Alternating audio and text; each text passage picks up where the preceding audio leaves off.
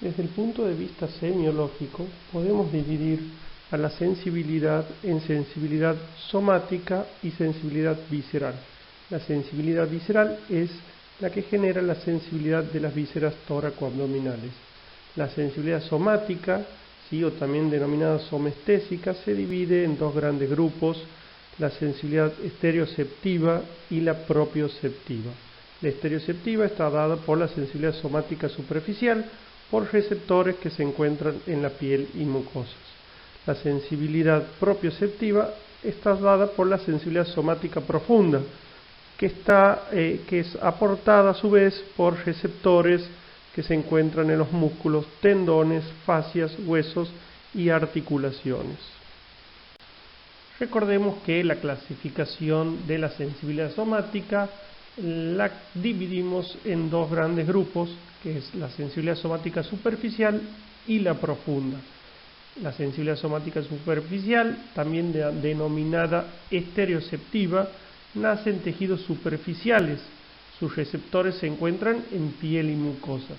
Nos va a permitir tener la información sobre el dolor superficial, la temperatura, el tacto protopático o también denominado tacto grueso, que es el tacto poco discriminativo, y por último el tacto epicrítico o también denominado tacto fino, que nos permite discriminar, por ejemplo, dos puntos por separados, localización de un punto específico, también llamado topognosia, identificar objetos con el tacto, que es la estereognosia, o identificar gráficos que se realizan en la piel, o denominadas grafiestesia, en la cual participa también la corteza cerebral.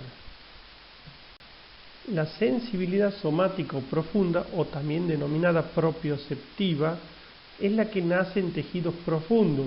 Sus receptores se encuentran en tejidos subcutáneos, músculo, fascias, tendones y cápsulas articulares. Estas pueden ser conscientes o inconscientes. Las conscientes tenemos la sensibilidad a la presión profunda, denominada varestesia, la posibilidad de discriminar diferentes pesos, que es la varognosia, el dolor profundo de las articulaciones y músculos, la sensación postural o actitudes segmentarias pasivas, también denominada batiestesia, la identificación de movimientos de segmentos, que es la sinestesia, la actitud en la cual quedó el segmento movido, que se denomina estatoestesia, la sensibilidad vibratoria o palestesia, y la posibilidad de reconocer objetos por textura, tamaño, consistencia, también denominada esterognosia. En estas también participa la sensibilidad superficial. Y la inconsciente, que es el tono muscular, el equilibrio y la coordinación de movimientos. Las vías somatosensoriales incluyen varias modalidades sensoriales que viajan por tres vías sensoriales diferentes a través del cordón medular y llegan a zonas diferentes de la corteza cerebral y cerebelosa. Las modalidades sensitivas son la sensibilidad superficial o estereoceptiva, la sensibilidad profunda consciente o propioceptiva y la sensibilidad profunda inconsciente o propioceptiva también. Las vías ascendentes o sensitivas son las vías que llevan la información sensitiva o aferente a través de la médula espinal hasta la corteza cerebral. Son tres vías principales: la columna dorsal o el lemnisco de Goldie-Burdach, que recorre por la parte posterior de la médula espinal, es la que lleva el tacto discriminativo o epicrítico, el tacto fino, la vibración, esterognosia, varestesia, varognosia, sinestesia, batiestesia y estatoestesia, y el dolor profundo, también denominado propiocepción consciente. Recuerden que la vibración, la esterognosia, la varestesia, etc., es la sensibilidad profunda. La otra vía importante es la vía espinotalámica anterior y lateral. La vía lateral es la que lleva el dolor y la temperatura, y la vía anterior o tracto anterior lleva el tacto protopático o grueso, la sensación de picor, cosquilleo y sensaciones sexuales. Y la espinocerebelosa, que se divide en dos grandes tractos: el dorsal o posterior directo y el ventral o anterior cruzado, y llevan la información sobre la propiocepción inconsciente de extremidades inferiores y propiocepción inconsciente del tronco y extremidades superiores. Es muy importante conocer la anatomía de estas vías, porque tienen un valor topográfico lesional muy importante, debido a que diferentes lesiones en diferentes áreas, en este caso de la médula espinal, nos pueden dar manifestaciones clínicas sensitivas que nos pueden orientar hacia en qué sector se encuentra la lesión medular. En esta imagen podemos ver un corte axial de la médula espinal. Recordemos que la información sensitiva ingresa siempre por la raíz posterior. Ahí vemos el ganglio dorsal posterior. Ese engrosamiento de la raíz es el ganglio posterior. Tenemos las tres columnas importantes que habíamos dicho, o los tres tractos, ¿sí?, sensitivos o aferentes. En celeste vemos el lemnisco dorsal o columna dorsal de Gol y Burdach. En amarillo vemos la vía espinocerebelosa, que es información inconsciente, y en verde vemos el tracto o vía espinotalámica.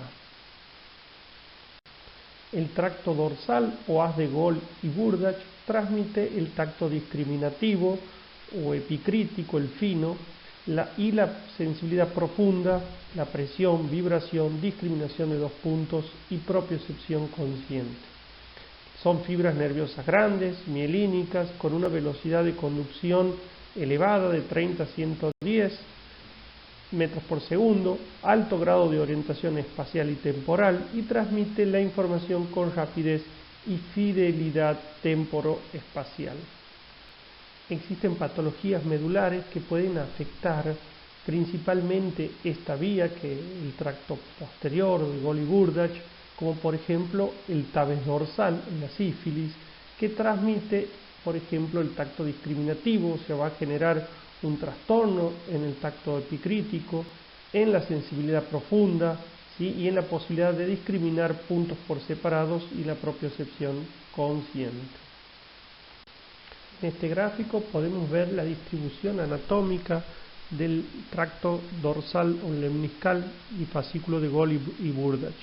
El fascículo de Burdach tiene fibras ascendentes de nervios cervicales y 6 torácicas superiores, y el fascículo de Gol contiene fibras ascendentes de nervios sacros, lumbares y 6 torácicas inferiores.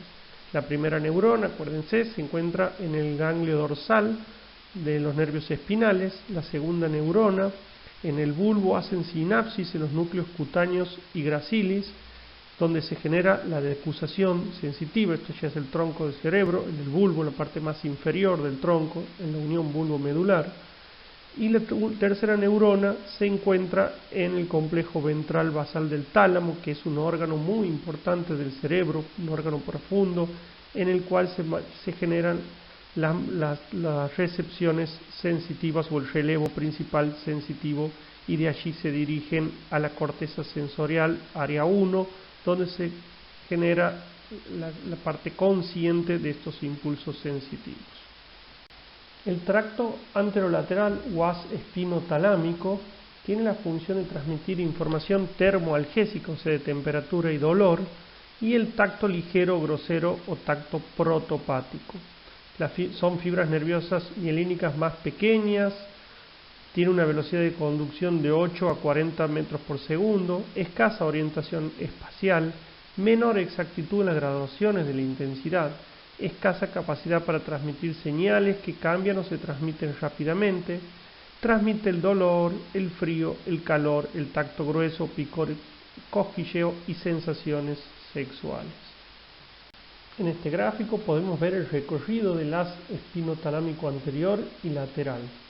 La primera neurona también se encuentra en los ganglios de las raíces dorsales de los nervios espinales, hacen sinapsis en la sustancia gelatinosa de Rolando de las astas posteriores e inmediatamente generan una decusación sensitiva, a diferencia del haz de Gol y Burdach, que hacen su decusación en el bulbo raquídeo. La segunda neurona se encuentra en núcleos reticulares del tallo, y la tercera neurona se encuentra en el tálamo, también en el complejo ventrobasal del tálamo, finalizando en el área 1 de la corteza sensorial, donde se hacen conscientes estos estímulos sensitivos. Recordemos también que es muy importante conocer esta vía anatómica por la relación topográfica lesional que poseen. En este gráfico vemos las vías somatosensoriales, el fascículo espinocerebeloso ventral o cruzado y el espinocerebeloso dorsal o también denominado directo. Las neuronas hacen sinapsis en la columna de Clark o núcleo dorsal. El haz espinocerebeloso ventral se decusa en la médula espinal. Espinocerebeloso posterior, en cambio, no se decusa. Ambos ascienden hasta el bulbo y la protuberancia, penetran por los pedúnculos cerebelosos y terminan en la corteza cerebelosa. Transmiten la sensibilidad profunda inconsciente. En esta plaquita podemos ver un esquema de la vía de la columna dorsal o de Golgi-Burdach. Vemos que la decusación sensitiva se realiza en el bulbo raquídeo. Es importante recordar que esta vía transmite la información del tacto fino o epicrítico y la propiocepción consciente o sensibilidad profunda. En esta placa vemos de nuevo un esquema, pero de la vía anterolateral, en el cual apreciamos que la decusación se realiza al ingresar a la médula. Esta vía lleva la información del tacto protopático, el dolor, la temperatura, el prurito y el cosquilleo. Y podemos observar el tracto espinocerebeloso posterior y anterior, que lleva la información propioceptiva inconsciente. En esta placa podemos ver, por un lado, el lado izquierdo, el tracto de Golgi-Burdach o tracto posterior, y en el lado derecho el tracto espinotalámico anterior. Vemos su distribución anatómica, el haz de Golgi-Burdach que se decusa en el bulbo y llega hasta el homúnculo sensitivo. En el tracto espinotalámico anterior la decusación se hace al ingresar a la médula o uno o dos espacios por arriba de esta, y llegando su información también al homúnculo sensitivo. Recordar que el haz espinotalámico anterior lleva la información del tacto grueso o protopático y la sensibilidad termoalgésica, y el haz posterior de Golgi-Burdach lleva el tacto fino o epicrítico y la sensibilidad profunda consciente. En este gráfico vemos el homúnculo sensitivo cortical, que es la representación que tiene todo el organismo sensitivo en la corteza parietal, en el área 1 sensitiva, en el cual vemos que el dedo pulgar, la mano y la cara tienen una porción muy importante de la corteza sensitiva primaria, y el cuerpo y las piernas una menor proporción superficial en la corteza. Fíjense que las piernas cuelgan sobre la hoz del cerebro. Recuerden que el homúnculo sensitivo es la representación de la interpretación de la información sensitiva que arriba a la corteza cerebral en el lóbulo parietal. En este slide podemos ver las 50 áreas de Brodmann, que son las áreas descritas por Brodmann, tanto sensitivas como motoras y sensoriales. El área 1, 2 y 3 corresponden, ¿sí?, a la sensibilidad somática. En este slide vemos las áreas de sensibilidad somática en la corteza cerebral sensitiva, que se encuentra en el lóbulo parietal. Vemos en el gráfico que está pintado en celeste. El área 1 o área sensitiva primaria es la principal área sensitiva. Está situada en la primera circunvolución parietal ascendente, o sea que es post cisura de Rolando. Recibe fibras directas de los núcleos de relevo del tálamo. Corresponde al área 1, 2 y 3 de Brodmann. Es donde se encuentra el homúnculo sensitivo, y esta área nos permite interpretar y hacer conscientes las señales sensitivas. En este slide podemos ver los dermatomas, que son campos segmentarios de la piel inervados por un nervio sensitivo. Vemos la diferente distribución cervical, dorsal y lumbosacra. Su uso es determinar el nivel de la lesión medular cuando se altera la sensibilidad profunda. ¿Cómo se realiza la exploración sensitiva? Existen condiciones para un buen examen semiológico de la sensibilidad, tanto superficial como profunda. Requiere de una buena atención por parte del enfermo. Se debe explicar previamente al paciente todo lo que se le va a realizar en el examen sensitivo. El enfermo no debe ver lo que hace el médico al explorarlo. Siempre se le pide al paciente que cierre los ojos y tener presente que el estudio de la sensibilidad fatiga rápidamente al paciente. Y siempre hay que hacer comparativo un hemicuerpo con otro, ¿sí?, para poder detectar las lesiones sensitivas o afecciones sensitivas. Para evaluar la sensibilidad superficial, evaluamos la sensibilidad táctil, la dolorosa y la térmica. La sensibilidad táctil la evaluamos con un algodón o con un pincel de cerdas suaves. Se toca distintos puntos de la piel y el paciente indica cuándo se lo está tocando. Recuerden que siempre se hace con los ojos cerrados. La discriminación táctil de 2 puntos se explora con el compás de Weber. La sensibilidad dolorosa se usa en escarbadiente y la técnica es la misma que para la sensibilidad táctil, o sea, tocando diferentes partes del cuerpo. Se puede evaluar sensibilidad táctil y dolorosa con la prueba del pincha y toca. Y por último, la sensibilidad térmica. Se usan 2 tubos de ensayo con agua fría y el otro agua caliente, evaluando diferentes áreas del cuerpo. Recordar que el agua no tiene que estar ni muy fría ni muy caliente porque puede generar dolor, y ahí exploraríamos la vía dolorosa y no la sensibilidad térmica. En estos gráficos vemos cómo se evalúa la sensibilidad termoalgésica y la táctil superficial.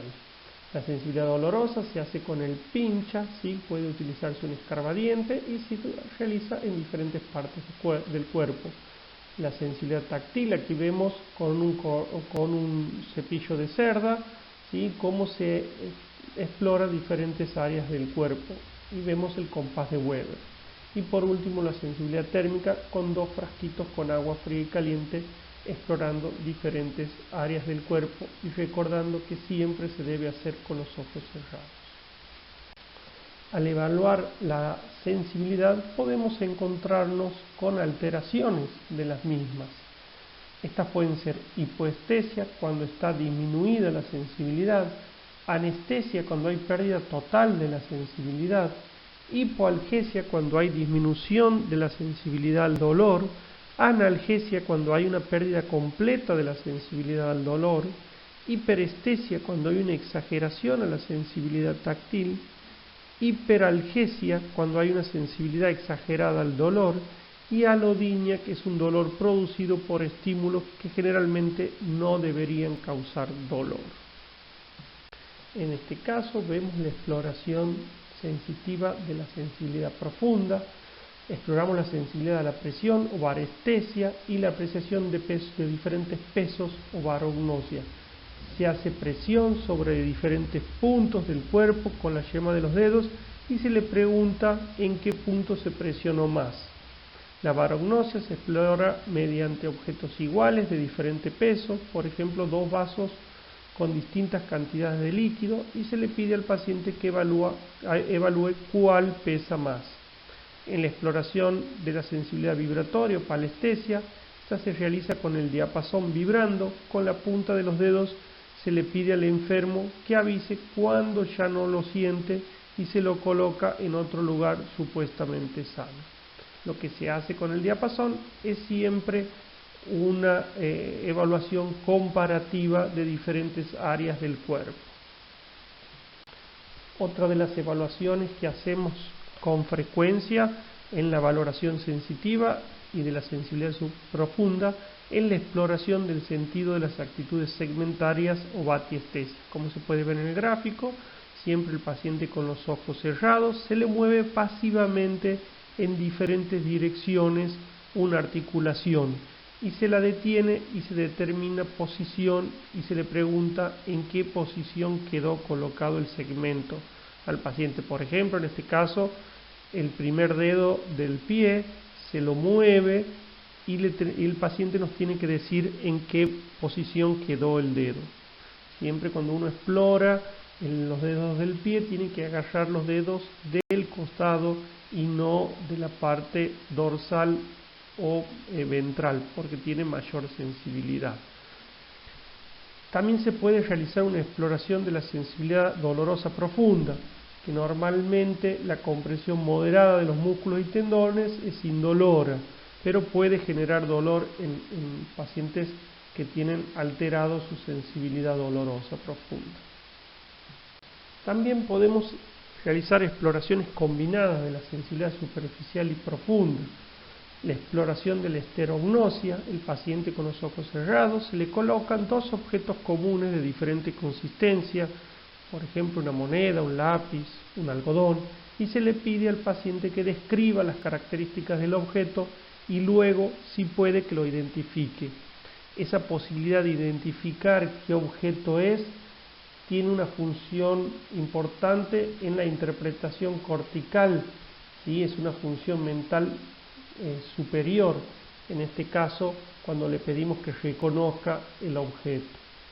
La exploración de la grafiestesia también, el paciente con los ojos cerrados se le realiza dibujos simples, letras o números y se le pide que se las identifique. La exploración de la sensibilidad visceral se puede hacer con la compresión de la tráquea, el epigastro, un testículo o una mama. Por lo general es una exploración que no la hacemos salvo con el paciente en coma. Muchas gracias y saludos a todos.